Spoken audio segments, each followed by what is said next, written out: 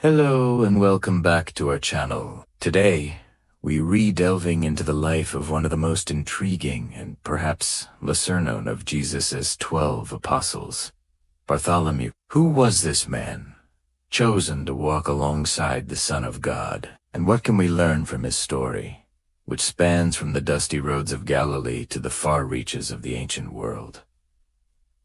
Let's find out. The name Bartholomew itself is actually a patronymic, meaning son of Talmai. Because of this, most scholars believe he is the same person as Nathaniel, the man Philip famously brought to meet Jesus. We find this account in the Gospel of John. Picture this. Nathaniel is sitting under a fig tree, perhaps contemplating, praying, or just escaping the heat of the day. His friend Philip comes rushing up, filled with excitement, exclaiming, "We have found the one Moses wrote about in the law, and about whom the prophets also wrote, Jesus of Nazareth, the son of Joseph." Nathaniel's response is famously skeptical.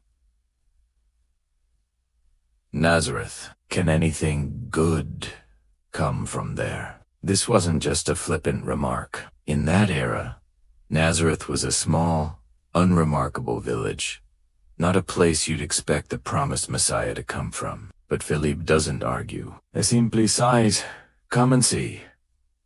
This invitation is powerful, and it's one that echoes through the ages. So Nathaniel goes. As he approaches, Jesus sees him and says something that completely shatters his skepticism. Here truly is an Israelite in whom there is no deceit. Imagine Nathaniel's surprise. "How do you know me?" he asks. Jesus' reply is the turning point. "I saw you while you were still under the fig tree before Philip called you." In that moment, all of Nathaniel's doubts vanish. He wasn't just seen physically. He was seen spiritually. Jesus saw his heart, his sincerity, his true self. This profound recognition leads to one of the most beautiful confessions of faith in the Gospels. Nathaniel declares, "Rabbi, you are the Son of God. You are the King of Israel." This initial encounter is all we hear about Nathaniel, or Bartholomew, in detail in the Gospels. He's listed among the 12 in Matthew, Mark, and Luke, and he's present with the other apostles after the resurrection, fishing on the Sea of Galilee when Jesus appears to them. But his story doesn't end there. In fact, it's just the beginning. After Jesus' ascension, the apostles were commissioned to go into all the world and preach the gospel. Tradition, passed down by early church historians like Eusebius and Jerome, tells us that Bartholomew's mission field was vast and varied. His journey reportedly took him eastward, a direction that pushed the boundaries of the known Roman world. One of the most prominent traditions places Bartholomew in India. Imagine the immense cultural and religious differences he would have faced. He wasn't just crossing a border. He was entering a completely different civilization. Eusebius, writing in the 4th century, mentions that a scholar named Pantaenus of Alexandria traveled to India in the 2nd century and found a community of Christians who already possessed the Gospel of Matthew in Hebrew, left with them by none other than the Apostle Bartholomew. This suggests Bartholomew's ministry there was not only real, but also successful, planting seeds of faith that endured long after he was gone. From India, his journey is said to have taken him through Mesopotamia and Parthia, regions in modern-day Iraq and Iran. He then traveled to Lycaonia, which is in present-day Turkey. He is often associated with the Apostle Jude in these missionary travels, working together to establish churches and spread the message of Christ. But his final and most famous mission destination was Armenia. In Armenia, Bartholomew's ministry is said to have had a profound impact, so much so that he is revered as the co-founder of the Armenian Apostolic Church, along with the Apostle Thaddeus, also known as Jude. The story goes that he converted the king, Ptolemais, after healing the king's daughter of a severe illness. The conversion of the monarch led to a widespread acceptance of Christianity in the royal court and among the people. However, This success came at a great cost. The king's brother, Astyages, was a staunch opponent of this new faith.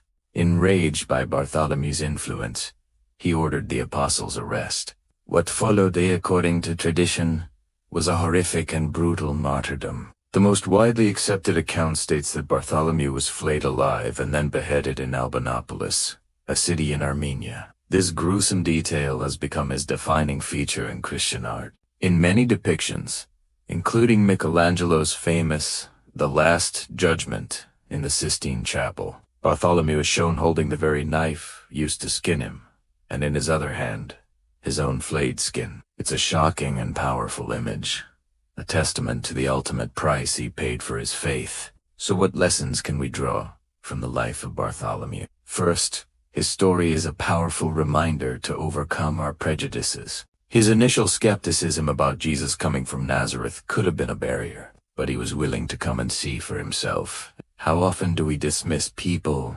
ideas, or opportunities based on our preconceived notions? Bartholomew teaches us the wisdom of keeping an open mind and heart. Second, his life highlights the power of being truly seen. Jesus saw the honesty in Nathaniel's heart, and that recognition changed everything. In a world where we can often feel overlooked or misunderstood, the idea of a creator who sees us completely, our doubts, our sincerity, our potential, is incredibly comforting and affirming. It was this personal encounter that turned a skeptic into a devoted apostle. Third, Bartholomew's post-ascension life is a testament to unwavering courage and commitment. He traveled to the furthest, most unfamiliar corners of the world, facing unimaginable challenges. He didn't seek comfort or safety. He sought to fulfill the Great Commission, no matter the personal cost. His journey from a quiet life under a fig tree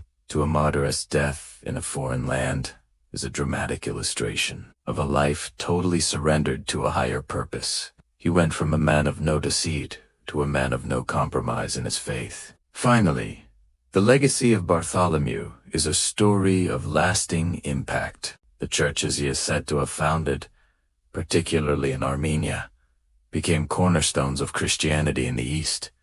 His work didn't die with him. It blossomed and has lasted for nearly 2 millennia. It shows that a single life, dedicated to a cause greater than oneself, can have an influence that echoes through centuries. From the skeptic under the fig tree to the martyr who carried the gospel to the ends of the earth, Bartholomew's journey is one of radical transformation and incredible fortitude. He may not have the most spoken lines in the Bible, but his life speaks volumes. He reminds us that faith isn't about having all the answers from the start, but about being willing to seek, to see, and to follow where the truth leads, no matter the cost. Thank you so much for joining me today to explore the incredible life of St. Bartholomew. His story is a powerful piece of our shared spiritual history. If you found this video insightful, please give it a thumbs up and consider subscribing to our channel for more deep dives into the figures who shaped our faith.